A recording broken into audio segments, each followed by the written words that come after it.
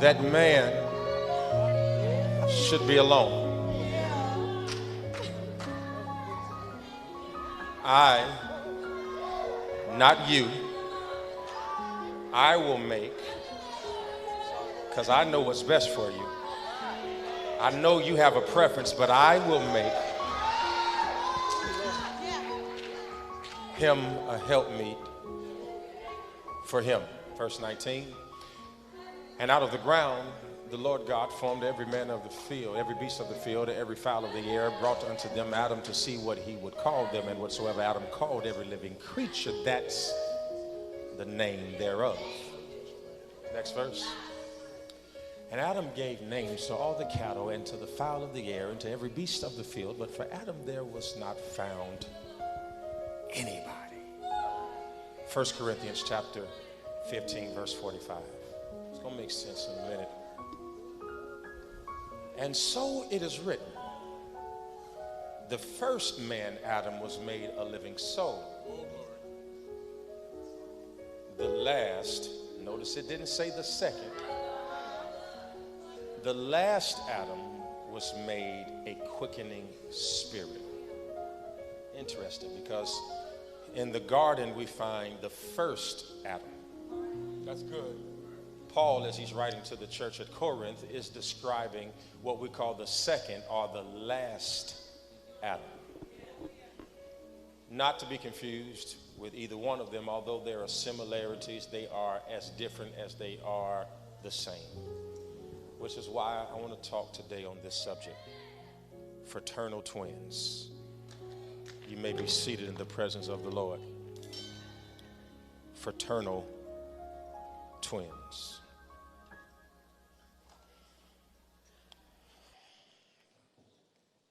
Whenever you give birth, and I pray that all of your births from this place forward are productive, you have a few options. Number one, most commonly, you can just give birth to a boy or a girl. Some of you will get lucky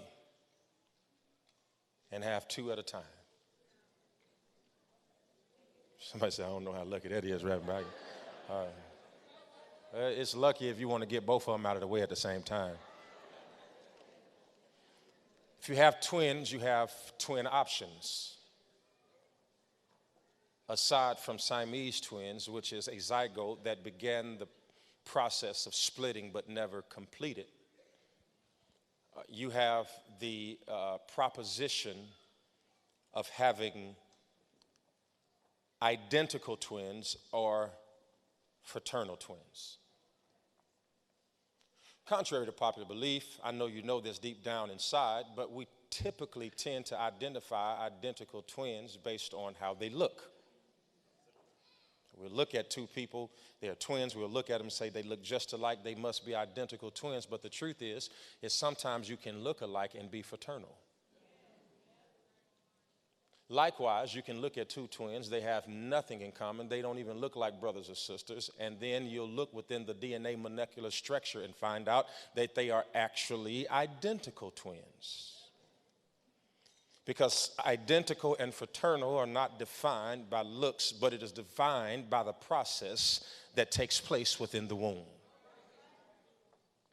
When you are a identical twin, it gives the idea that one zygote, one egg, was fertilized by one sperm cell, and those two individuals came out of one symbiosis.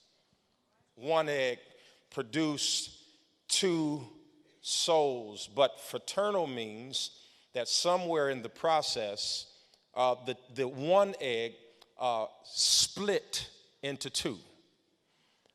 And gave you two living beings who are twins because they are born at the same time, but are fraternal because they did not come from the same place. Is this making sense to you? That's important because Paul says that the first Adam is a man, a living being. the second Adam is a quickening spirit. So we are introduced to the Adams family. But we find out that these two young men, although they are the same, are nothing alike. One of the Adams got us into trouble. The other Adam would get us out of trouble. One would be a human being. One would be, thank you, John 1:14, he would be the Word made flesh and consequently tabernacled amongst us. Look at that shadow. He became flesh and tabernacled. Moses had a tabernacle, which was the housing of the presence of God. Look at the shadow. Adam, garden, Jesus, tabernacle, both carrying the presence of God. As we look in the scripture, we see that there was a splitting of the two. There was the first Adam and there was the second Adam. And as we look at the text, the Bible lets us know that one of the Adams came, but he was not born. Everybody say he was created. This is important. Don't miss it, class, because Adam and Eve were the only ones, or the first ones, we should say, created. Every person after the first Adam would be born, including Jesus. Jesus would be born, but he would not be born like you and I because he is made of something different. Remember, he's a fraternal twin, so he was born of a virgin named Mary without the affluence or influence of an earthly father. That's the difference between you and I, that your mother and father had to connect, but God picked a woman, sent his seed through 42 generations, put it in her fallopian tube, and then breathed on her and let her become the virgin that she might produce a birth that was not adjacent to a man, because had Joseph got her pregnant, his flesh would decay. So since his flesh could not decay, Mary had to be impregnated by spirit. God is spirit.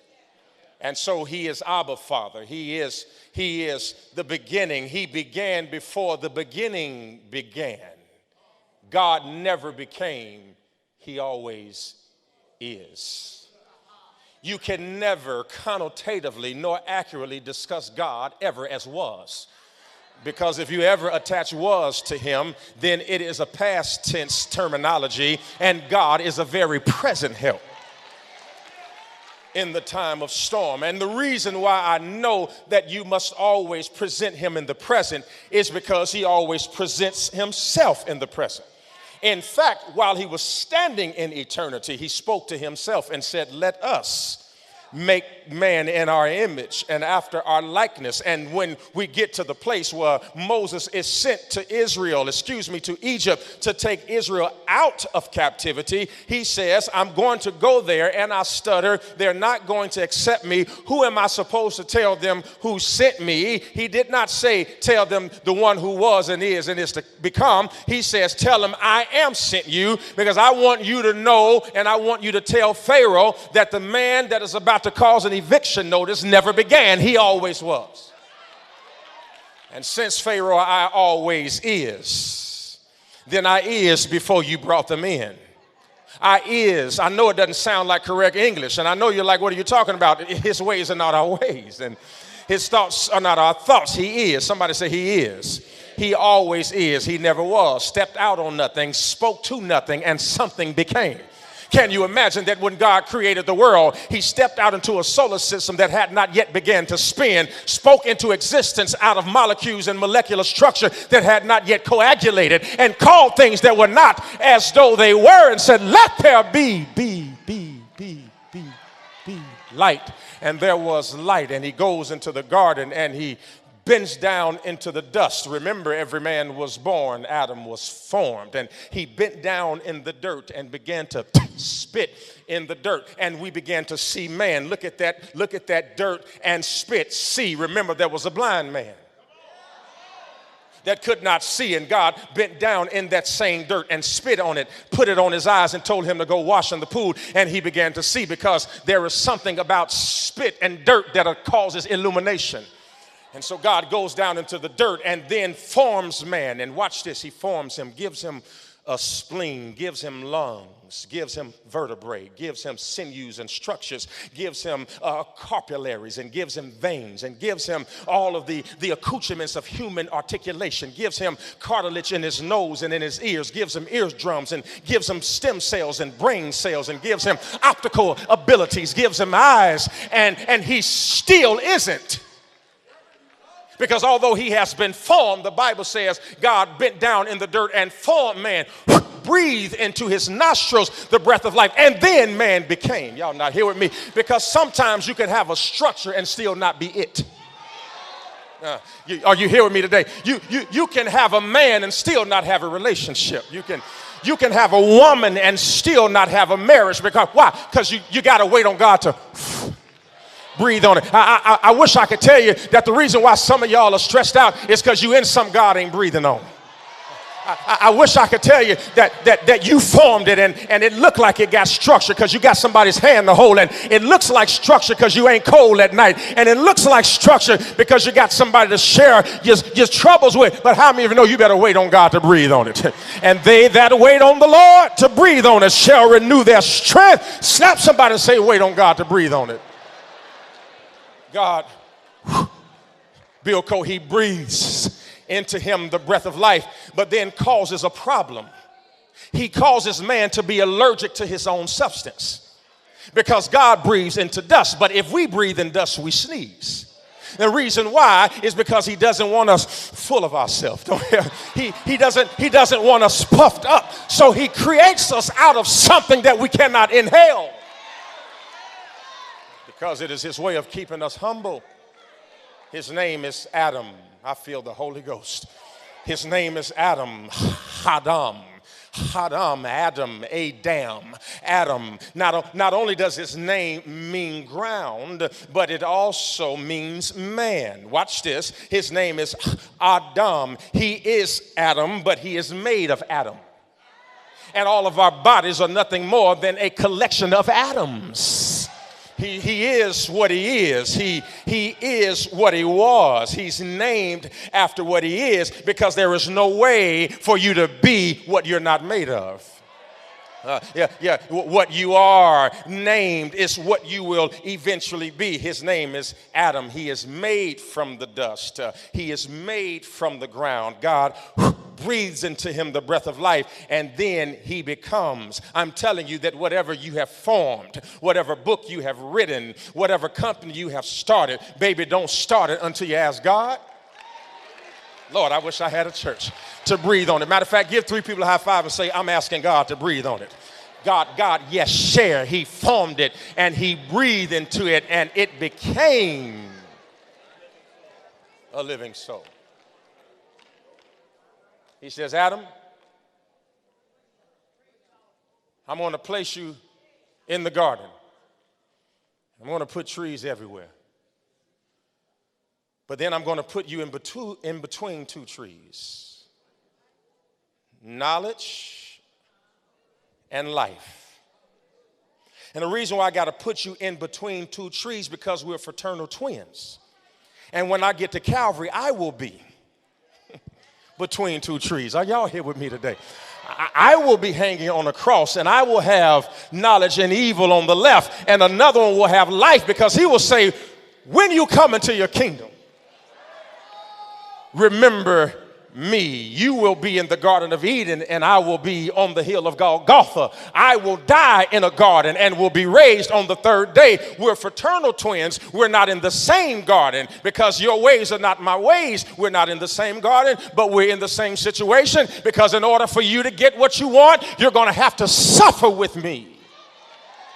You're going to have to go through what I went through. You're going to have to see what I saw. You're going to have to experience what I experienced. You're the first Adam. I'm the last Adam. You get this thing started, I'll finish it up. I'm going to put you in the garden, but you got to plant the garden. Here is the first thing God told me to tell you, that he's getting ready to expand you, but you're going to have to learn how to manage it.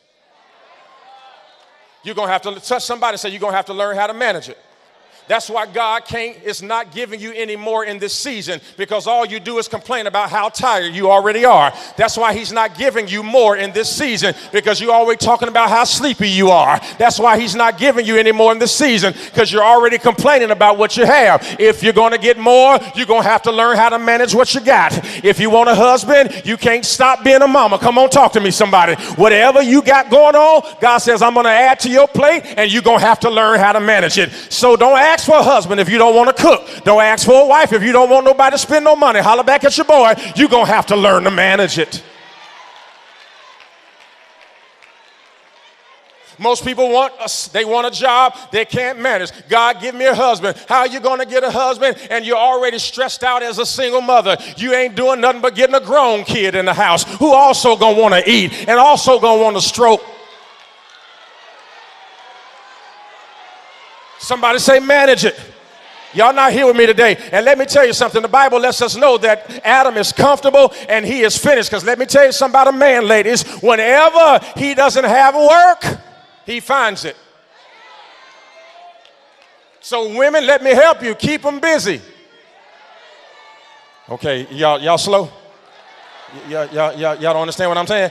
Keep him busy, because wherever he has time, he'll find a job. You better find out something about all these headaches that you got. You better find something to do with all these backaches. You better find something to do about your toenails. You better find something. They got Advil,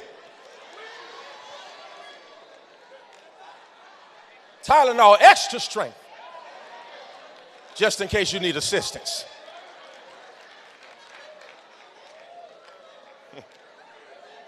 You getting mad and rolling up in the cover, looking at the wall 25 days out of the month and expect that the man won't find a job?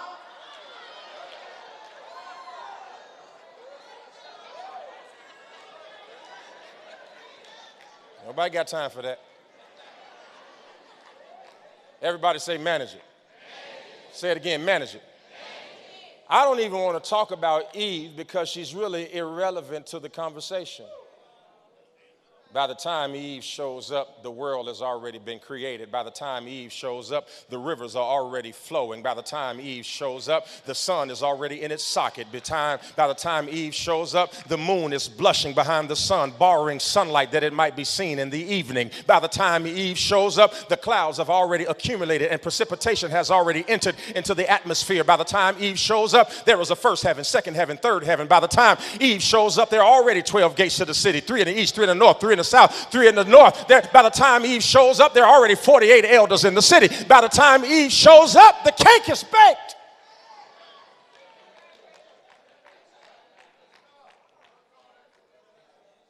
The first thing God did is put Adam in the garden and told him to manage it. Manage it. And what I'm going to do, the first thing I'm going to do is I'm going to put you over flow control. There is a river in the garden. And the garden and the river will act like you. Because the Bible says that the river flowed and became 4 riverheads. So the rivers of water will mirror the river of water. So now the rivers become zygotes and they become fraternal twins, because one river splits into 4, none of them meandering in the same process nor the same flow. They have the same substance, but they don't have the same assignment.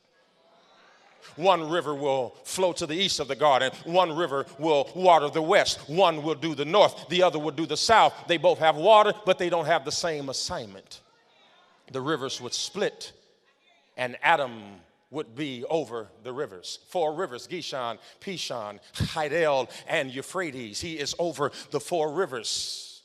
And Gihon means, watch this, that you shall have increase. The other river, Pishon, is where Solomon was anointed king. So you got increase and you got anointing. Then you have another river, Hidel, which means rapidity or rapid, which means God says, I need you to manage increase. I need you to manage your anointing, and I need you to manage how fast it's going to happen. And then there was another river, Euphrates, which means fruitful. So God says, I'm calling you to manage 4 things. You are getting ready to have increase. You are getting ready to get a new anointing. Y'all not here with me today. You're getting ready to be fruitful, and it's getting ready to happen in a hurry. I don't know who I'm talking to, but God told me to tell you to get ready for stuff to happen quickly, fast, and in a hurry. Give somebody a high five and say, get ready, because it's about to happen faster than you thought. God says you better learn how to manage it, because I'm getting ready to give you so much so fast that you better put your structure in place. You better get you some new friends. You better start learning to ignore your haters. You better get the courage to step out on faith and walk by faith and not by sight. You better get ready to give your last dime so that I can open up the windows of heaven and pour you out a blessing you don't have room enough to receive, and it's getting ready to happen quickly. Somebody say quickly, quickly. I am prophesying an expedient season into your life. Stuff that used to take you a year is about to happen in a week. Who am I talking to? God says, I'm about to fast forward it. They that wait on the Lord. Somebody say, I've been waiting. Your waiting ain't gonna be longer than your blessing. God's about to open up a window of heaven and pour you out a blessing quickly. As a matter of fact, you better get ready. You better get ready. Slap somebody and say, get ready. Because some of y'all gonna get home, it's gonna already be done. When you get to work tomorrow, there'll be a raise. When you open the mail Monday, there'll be a check. Somebody you've been trying to break up with, they're gonna move out of town. God's about to do it quickly. You've been trying to get away from somebody. God says, don't worry about it. I just wanted to see if you was going to leave. Now I'm about to get them tired of you. Come here, Pharaoh. You wanted to keep Israel, but I came and made you kick them out. I came to tell you, God ain't going to wait on you to lead them. He's about to make them leave you. So get your heart right. Get your tissue and your Kleenex. Get you a new bed set, because you ain't going to sleep in no bed that you was with him. Get you a new apartment. It's about to happen fast.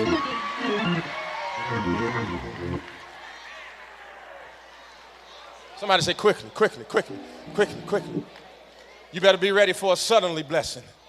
Some of y'all gonna be in HEB, walking down aisle 9, and somebody gonna bless you. Some of y'all gonna be at the cash register praying, Lord, I don't know if this credit card gonna go through.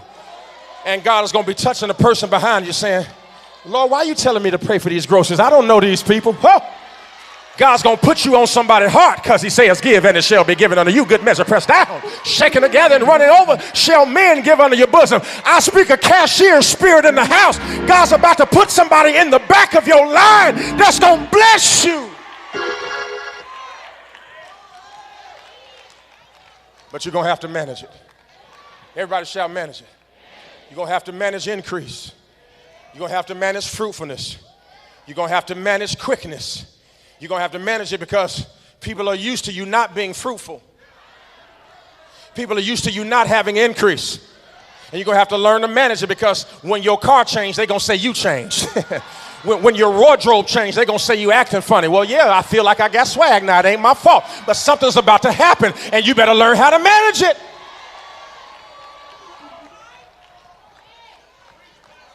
Everybody shout, manage it. Structure. But you're going to have to learn to manage it, because if you don't manage it right, it's going to stress you out. Or if you don't manage it right, you're going to get put out of the garden, because you'll be eating what's off limits. The reason why most people get kicked out of wealth is because they eat the money as fruit and don't view it as seed. That's what mama meant when she said, you're going to eat yourself out of house and home. You better learn how to manage it, because your old habits don't fit in your new garden. You can't spend the way you used to spend. And I'm going to help you. You can't help everybody when he bless you. Because if you keep on helping everybody, you're going to be in the same position as the people you helping. You better learn that the same God that took care of you can take care of them. You better stop trying to help everybody in your family and pray for them. I just got a good heart. Go to God in prayer and say, God, I'm using my heart to bless them. Bless them, please.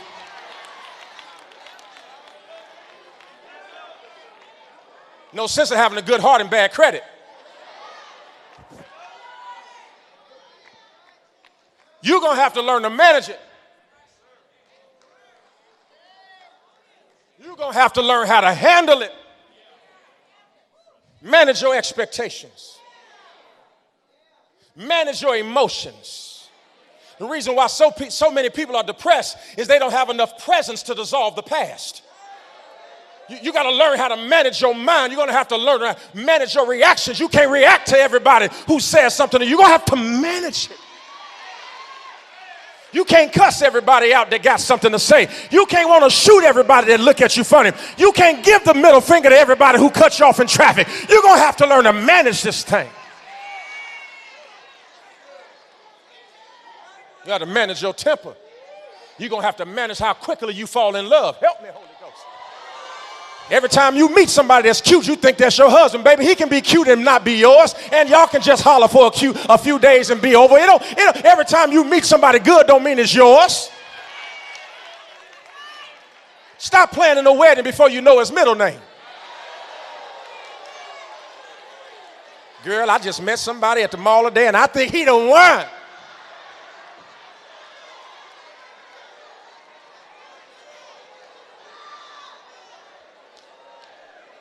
What good is the one when you're waiting on the second? It wasn't the first Adam. It's the second Adam. Sometimes it doesn't come right away. Sometimes you got to pass on the first and wait on the second. Sometimes your blessing is in your second option. Oh, I wish I had somebody. Oh! Sometimes your blessing ain't the one who meet everything on your list. Sometimes the blessing is the one that's missing what's on your list and has something that you ain't have enough sense to write on it. Like the Holy Ghost. You got muscles, you got money, and forgot God.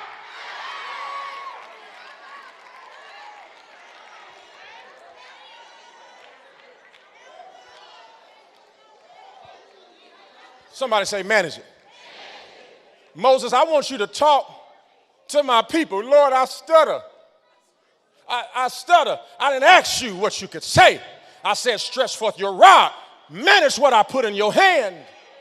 If you manage what I put in your hand and not try to use what I didn't ask you to use, did you know when you manage it right, it'll part the Red Sea?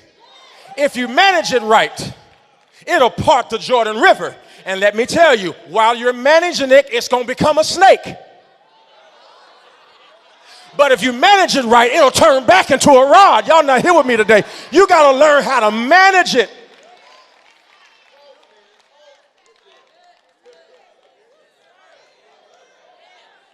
Use what you got. Use what you have. Use the gift that he put in you.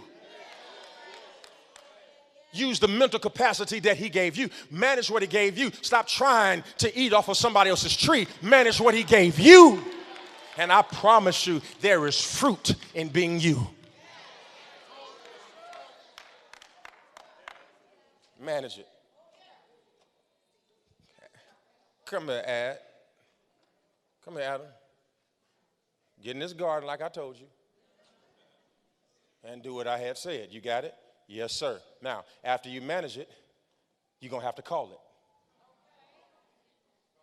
I want you to call it. Adam, you see all that stuff flying around? You see all that stuff swimming? I'm going to make it whatever you call it.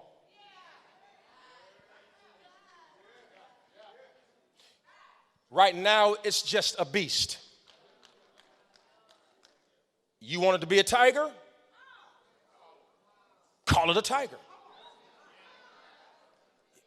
What you want that to be? I think I'll call that lion. So shall it be. You see that bird up there flying by itself, Adam? What you want that to be? I think I'll call that an eagle. So shall it be. You see that fish? What you want that to be, Adam?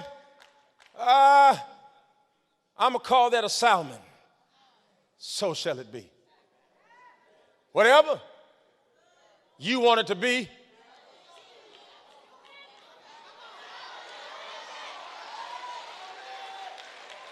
call it. The reason why you don't see what you want to see is because you won't call it. And the reason why you see what you see is because it's what you. I can't stand my marriage. It's so depressive. That's what it's going. Why you can't, you know what 2 + 2 is with your dumb self. Stop acting dumb. That's what he'll be, because that's what you. He get on my nerve. She get on my nerve. Whatever you call it, that's what's going to. I'm broke. Yep.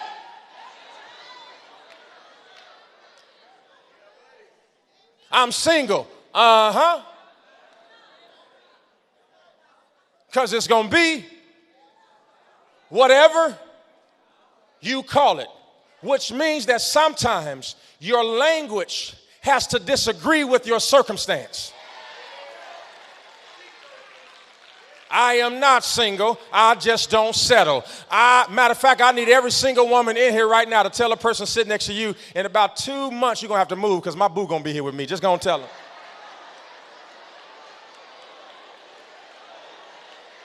And you ain't been sitting next to me.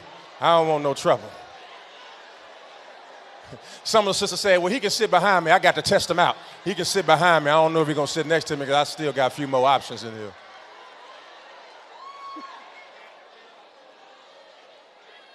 You sit in the back. Don't speak to me until we get on 59. Don't speak to me at church. You know, I don't play that. Don't speak to me at church. Don't mess up my house of worship. I don't know you at church and you don't know me. Don't be getting all happy and speaking because I'm going to act like I don't see you. Don't even wink at me. I don't play that. You know me. I done told you now.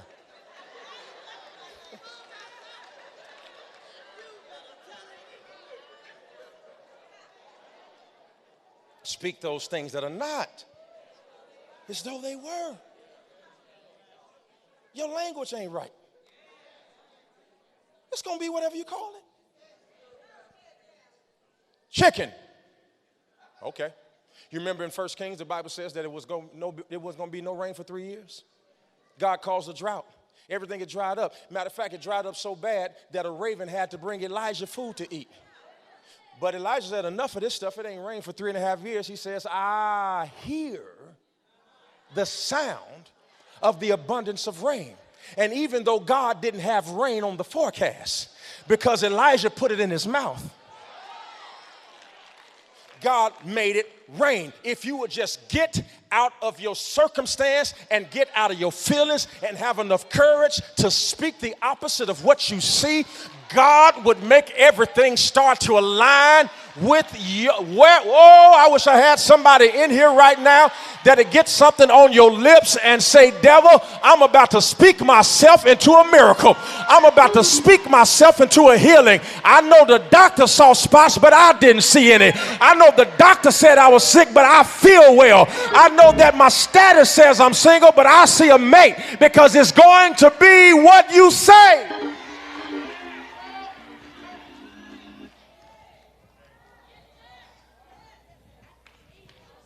Somebody say it's going to be what you say.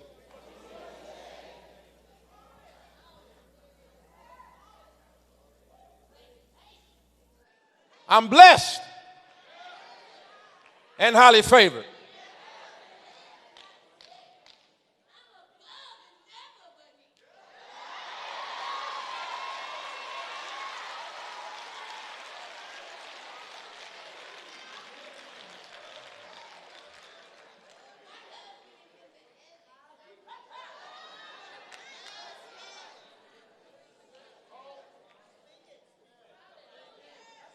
Some of y'all laughing, you ain't got enough faith to do it yourself.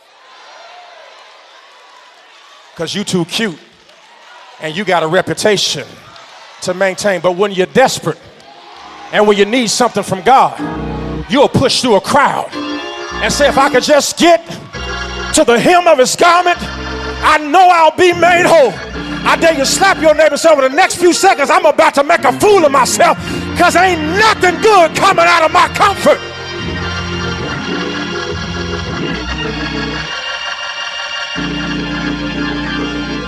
Somebody shout, I'm blessed. Somebody shout, I'm free. No more depression. No more bothered by rejection. No more daddy issues. No more mama issues. No more self-esteem problems. I am the child of God.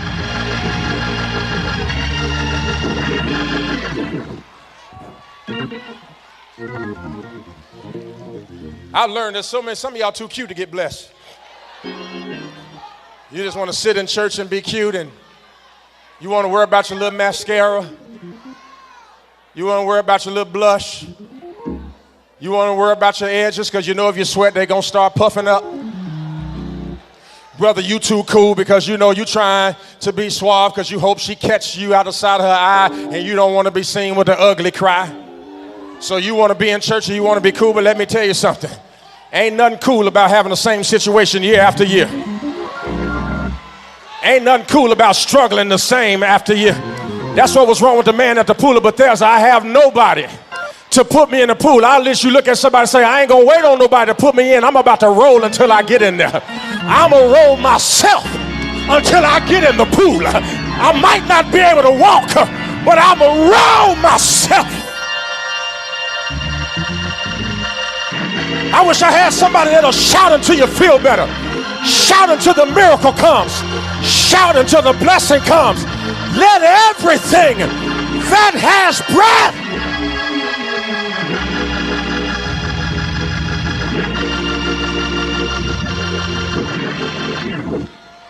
manage it. Call it. Al, you take care.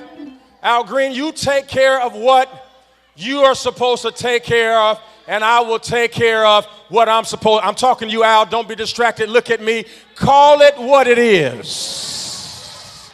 You take care. I don't know why I'm telling you this. You take care of what you're supposed to take care of, and God says, I'm going to take care of what I'm supposed to take care of. I don't know what that word means. Watch this. Adam, you get in the garden, and you manage the flow, the 4 rivers. All right. Oh, my God. You manage the water. But don't forget, we're fraternal twins. My name is also Adam. But my emphasis is on the dam. Yours is on the I. Dam, D-A-M, in the Hebrew, dalet, ayin, mim. Dalet, ayin, mim. D-A-M, dalet, ayin, mim, Hebrew for blood. Okay. So first, Adam, you take care of the flow of water in the garden. I'm going to go to Calvary and take care of the flow of blood. And when they stick the spear in my side, they will know we were twins, because out of my side will come water and blood. Adam, you take care of the water, which gives life. I'll take care of the blood, which gives life. And just in case you think you're too dirty to be saved, it reaches from the highest mountain. And just in case you think you're too low to be blessed, and it flows to the lowest valley. Give your neighbor a high five and shout, neighbor. You're going to have to manage it, and you're going to have to call it, because death and life is in the power of the tongue. Give your neighbor a high five and shout, neighbor, God's about to call you to another dimension. He's about to call you to another level. Give your neighbor one last high five and shout, neighbor, that high five was a transfer, because the devil tried to separate me from the love of God. But then that God of mine went down in a grave, stayed right there for 3 long days, got out of the grave with all power in heaven and earth. I done messed around and caught the Holy Ghost. Y'all can sit down. In his hand. And now I've been reconciled with the Father by the blood of the Lamb. There is no more high priest, no more sacrifice, because he is the Lamb that was slain before the foundation of the world. And because he died, I can live. Because he died, now I can go back and have a right to the tree of life. Now the eggs have come back together because of the blood. I've been reconciled with the Father. I just said a whole lot to say this. The devil can't touch you. Ain't nothing he can do. No weapon formed against you shall be able to prosper. Now I need about 500 people to rear your head back and say, devil, you should have killed me when you had the chance, but I done messed around and found my daddy. I done messed around and got saved. Let the redeemed of the Lord shout, ah!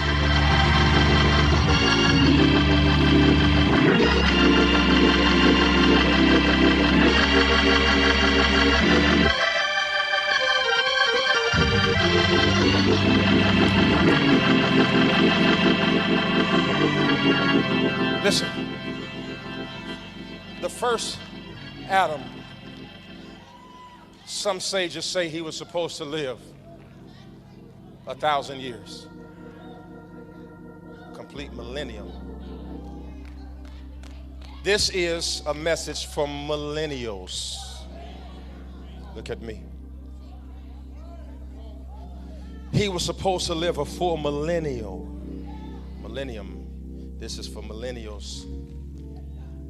He died according to the scripture, and we know this through the deduction of the ages of Noah and Mephibosheth, that Adam died at 930. He was supposed to live 1,000. Some theologians say, well, the first Adam knew that there had to be reversal of the sin.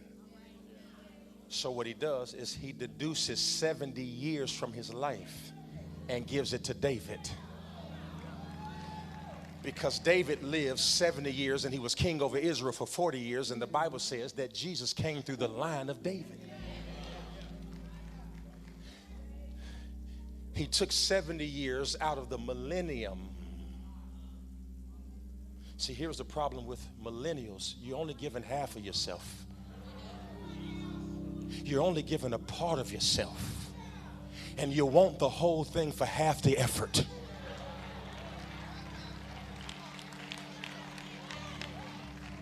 You want the whole thing, but you want to sleep to noon. You want the whole thing, but you want to work from home. You want the whole thing, but you won't take a job that pay $15 an hour because you think it's beneath you. But when you ain't got a job, you need to take one. Because before God gave Adam Eve, he gave him work, because work came before the woman. God says the problem with the millennial is this. I gave you the mission before I gave you the man, because your mission has become to find a man.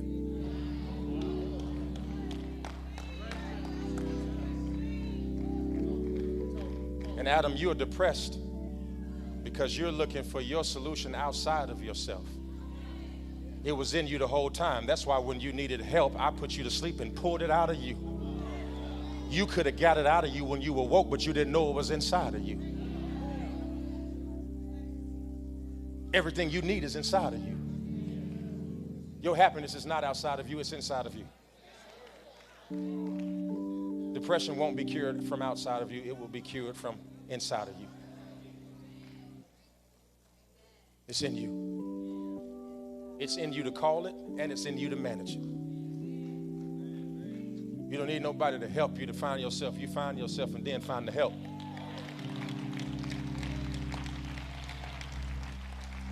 should never read that scripture again. It is not good for man to be alone, so God created the beast of the field. He didn't give him a woman. People have said that. How many of you ever heard it? He was not good for man to be alone, so he gave him a help me, and he created Eve. Do you know how much happened before Eve came? He was lonely, and he gave him a job. He gave him something to do. He gave him something to manage. Because management is the answer to loneliness, not a woman or a man. The opposite sex will not cure loneliness because there are married people in here who are still lonely.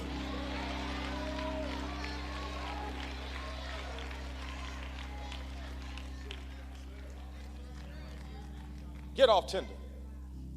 Stop swiping right. Find your purpose. Get off harmony.com, eharmony.com, and dating online gonna get catfished because you done fell in love with somebody you ain't never met. And now you trying to make us think he real, but he ain't got no internet connection. That's why y'all ain't talked. Some of y'all been there. Y'all know what he on the oil rig. You understand? You got it. Some of y'all will get it next weekend. I just ain't gonna. All I'm just saying, I ain't nobody's fool. That's all I'm saying.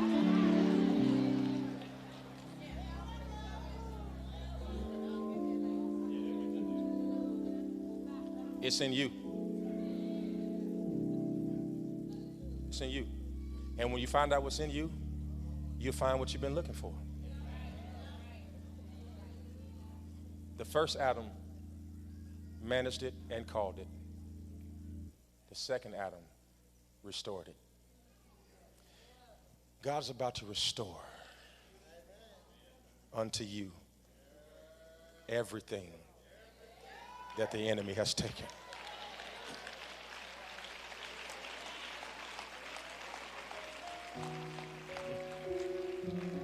Be not weary in your well-doing. And I know you've been doing your best. And truth is, you've been doing well. You have been doing. This is the best you've ever done. Stop letting people beat you up. You come so far. You don't even have time to look back. They keep saying, what you're not, but can you just let them know what you ain't that you used to be? I'm coming. I'm on my way. People on you ain't in church every Sunday. I used to not be in there every year. At least I'm in here sometime. I'm trying. I'm gonna get to every Sunday, but right now I got a 2-week tolerance, But I'm gonna get there as long as you're working towards managing it. Every time you send that signal about you too tired to do all of the stuff you're doing, you're telling God that you're not ready for another garden. Lord, I'm just so tired. I got to go to school and being a mama and being a wife. And, oh my God, I can't do it. God says, okay, let's stand here and stop succeeding until you can learn to manage. Why you keep asking me for more, complaining about what you have? If one child is enough, why are you not on birth control? You are mismanaging. Y'all don't want to say, man, I'm trying to tell you, you got to manage your life and stop leaving everything up to mistakes, and the Lord will make a way somehow. Manage this thing. Work it. Work the works of the one that sent you while it is day, because the night is coming when no man. You understand what I'm telling you? Manage it. Don't get a car note you can't manage. Don't live in no apartment that you got to ask for somebody to let you loan something every other month to live in it. Manage this thing. If that means you don't have what they have and you don't dress how they dress and you don't look how they look and you can't get your hair done every Friday, that's fine. Manage it. If you worked on your personality, we won't even see your edges. Work on it. Brothers, if you had a good heart and you really loved that woman, you wouldn't need no game and no money and no Cadillac. If you had a good heart, she'll ride the bus with you if your heart was right. If you had a dream, if you had a purpose, if you was working so she could help you. Because let me tell you something about a woman. She's a better helper than she is a manager.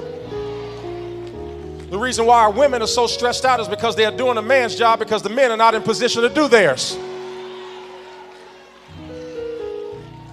It is not a woman's responsibility to make the bread and the bacon. She can help when you lose a job, but you need to find another one to take that stress off of her.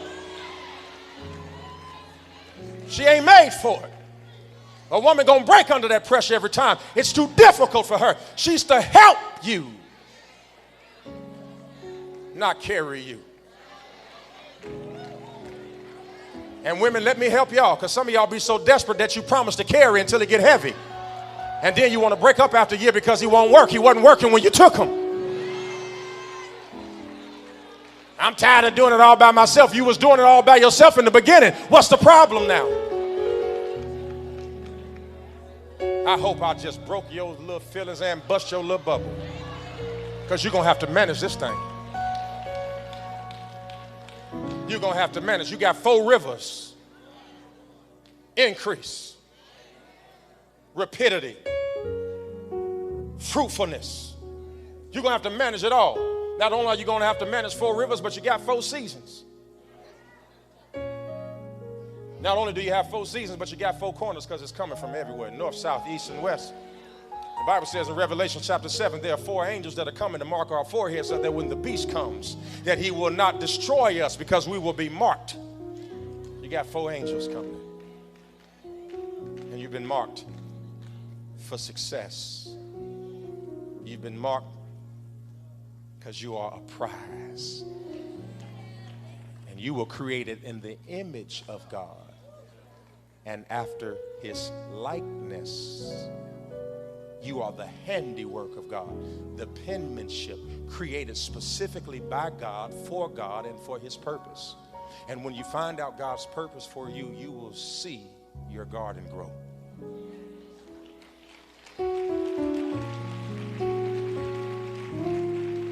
If you're in this place, nobody leave, because I got to go too.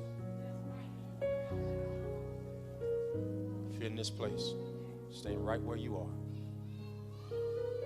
If you've never accepted Jesus Christ as your Lord and Savior, my promise to you is none of us are going to start walking to get out of here before you get saved. If you've never accepted Christ as your Lord and Savior, if you're not a member of a church, if you're not connected to a family and fellowship, and you don't know Jesus in your heart, 52 seconds. Come from everywhere, or either walk out of that door to my right. I want to shake your hand if you'll come. Come give your life to Jesus. Who are you? I know you're in this place. God wouldn't send a word like this if nobody needed to come. God bless you. Come on, y'all, make it a big deal. Make it a big deal.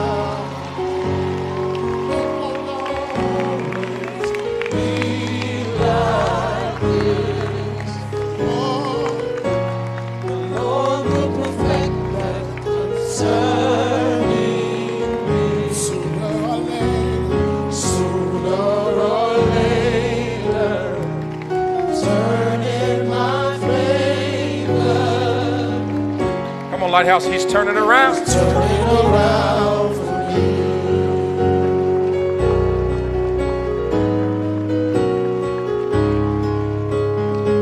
Will there be someone else?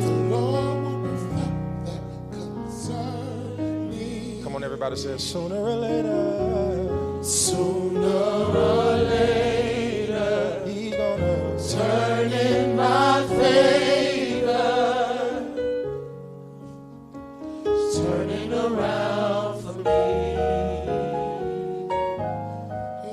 That God's telling me just to wait a little longer. Somebody else needs to make up their mind. God bless you, my sister. It's turning around for me. It's turning around for me. It's turning around for me. Oh, one last time. Turning it around. Turning around for me. God, thank you for us knowing that it won't always be like this. That you're going to perfect that which concerns us. And God, whether it's sooner or whether it's later, we know that your timing will be perfect. We're getting ready to manage our gardens. And we're getting ready to speak things into existence in this year of expansion. Let nothing hold us back. Let us receive all that you have for us. And we will be happy in advance because we believe you'll do it. Lift up heavy heads and burdens. Fix troubled minds and broken hearts. And we will smile in spite of what we feel. In Jesus' name we pray. Everybody say amen. Hug somebody and tell them I love you. Ain't nothing you can do about it.